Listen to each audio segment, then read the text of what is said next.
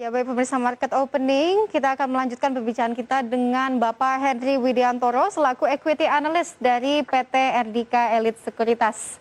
Halo Pak. Halo, halo Mbak. Iya Pak, seperti yang kita tahu ini IHSG hari ini dibuka sebentar lagi mungkin, sebentar saya update terlebih dahulu. Nah, indeks harga saham gabungan ini dibuka di 6.107 Pak, akhirnya berada di zona hijau, melanjutkan penguatan dari kemarin begitu ya Pak ya.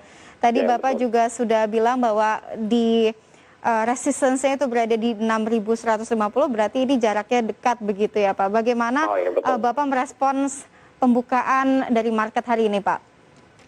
Kalau kita lihat respon dari market ini ternyata sentimen dari PPKM yang kemarin baru ditulis itu diperbanyak itu sudah terprice in, ya, diprice in di sentimen sebelumnya di situ. Karena investor sudah mencermati bahwasannya ini karena memang kasus COVID masih tinggi sehingga kemungkinan besar PPKM akan terjadi. Dan ini sentimen ini PPKM ini sudah terprice in sejak pekan lalu sebenarnya di situ Mbak.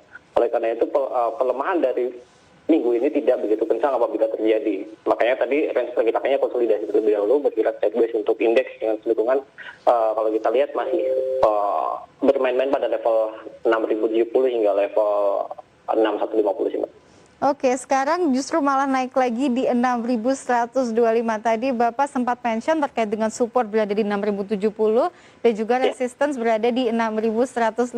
Mungkin resistance-nya mau diubah Pak atau justru tetap di 6.150 Pak? Kalau indeks saya lebih firm dulu, terlebih dahulu ke level saat itu 6.150. Apabila break 6.150 baru ada potensi menguat menguji level 6.200 di situ Mbak. Namun mungkin ini kita masih wait and see terlebih dahulu, tunggu konfirmasi menembus level resistennya tadi saya sebutkan 6.150.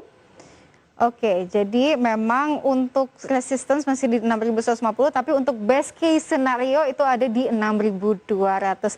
Very optimistic Pak. Tapi kalau misalkan kita melihat dari saham pilihan yang Bapak sudah punya, kira-kira apa saja nih Pak? Sebenarnya kalau kita lihat ada Agi dan Agro. Kalau Agi ini time horizonnya untuk investasi jangka menengah ya, kita simpan dalam hingga akhir tahun ini. Kalau kita lihat untuk Agi dari fundamental cukup bagus. Mengingat kemarin pandemi kemarin permintaan akan tabung oksigen medis di sini meningkat sehingga produksi dari Agi di situ untuk tabung medisnya ditingkatkan. Kita lihat untuk hasil keuangan dari kuartal 1 kemarin untuk Agi dan 2 kemarin kan hasilnya juga cukup impresif kan. Dikarenakan karena memang penjualan dari gas medis itu, tabung oksigen medis itu maksud saya. Nah, kita lihat juga Agi secara bisnis juga kita lihat menguasai pangsa pasar untuk gas industri maupun gas medis juga di situ.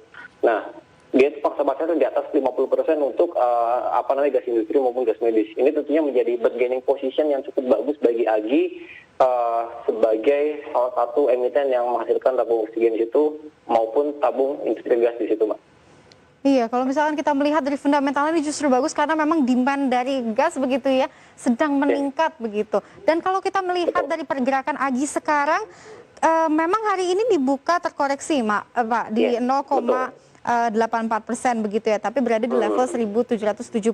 Dan tapi kalau misalkan kita melihat secara mingguan begitu ya, Pak, tren ini sangat meningkat. Jadi menurut Bapak, apakah ini bargaining position yang sangat baik untuk Agi?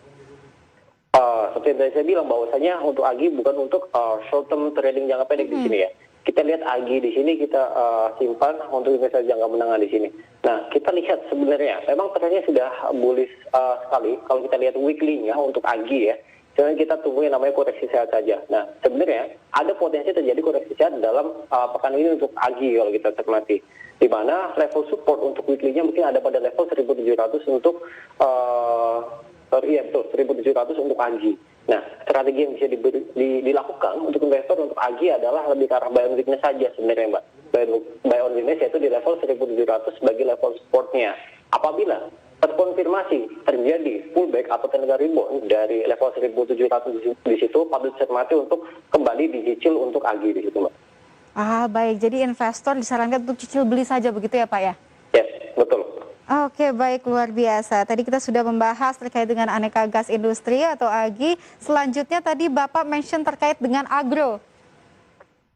Betul, Pak? Agro betul-betul. Oke, kenapa Bapak memilih agro, Pak? Agro, kita lihat salah satu perbankan yang memang dia itu juga bakal ada punya bank digital ya. Kita lihat induknya siapa, yaitu dari BRI, di mana BRI punya pasar juga yang cukup besar di Indonesia. Ketika induknya punya pasar besar di Indonesia, kemudian besar untuk anak usahanya juga pasti dicitrakan di situ, karena memang ada bentuk kolaborasi di situ. Ini menjadi katalis yang cukup positif. Terlepas dari itu, untuk agro juga kita lihat dari performa keuangannya. Performa keuangannya juga cukup impresif untuk agro kalau kita lihat yang Mbak di situ. Dari Q1 yearly-nya kemarin rilisnya cukup positif juga, yaitu untung kurang lebih 17 miliar. Nah, kita lihat dengan adanya upaya untuk pengembangan bank digital untuk agro, di sini ada potensi bagi agro akan dapat meningkatkan revenue di situ sih, Mbak. Oke, baik. Jadi untuk agro sendiri menurut Bapak ini bargaining positionsnya kuat, untuk support dan resistensinya berapa, Pak? Baik, kalau kita lihat agro ya Mbak ya, kita lihat agro juga cukup menarik ini. Agro sudah terjadi konsolidasi di sini Mbak, sudah terjadi koreksi setelah mengalami bullish kurang lebih pekan lalu 4 atau 5 hari ya. Nah, kita lihat sudah terjadi konsolidasi. Kita lihat agro sedang berada pada fase bullish. Lihat dari beberapa indikator MA-nya misalnya maupun stokasnya sudah golden cross, ini cukup menarik. Nah, sekarang level 2620 sebenarnya merupakan level support mayor bagi agro, tepatnya di level 2600 di situ Mbak. Dan ternyata kemarin di level 2600 terjadi technical rebound untuk agro. Nah, untuk agro hari ini seperti bisa dicermati, dapat dicicil beli dengan target resisten kurang lebih di level 2950 untuk agro Mbak, di situ Mbak.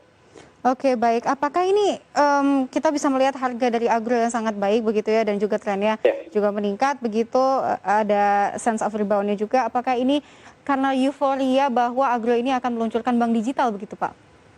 Ya, tentunya itu bagian dari penguatan dari agro ya, euforia. Karena tidak dipungkiri bahwasanya di Indonesia memang sekarang sedang booming sekali bank digital ya.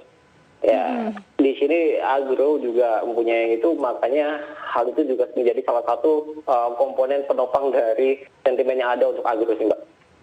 Oke, baik. Jadi untuk agro ini sendiri memang ditopang oleh dengan adanya euforia begitu ya Pak, terkait dengan bank digital. Seperti yang kita tahu, memang investor, terutama investor retail begitu ya dalam negeri ini sangat menyukai hadirnya bank digital begitu, dan kita sudah bisa melihat banyak sekali bank digital yang sudah terbangun dan juga harga sahamnya juga tapi cenderung fluktuatif begitu Pak.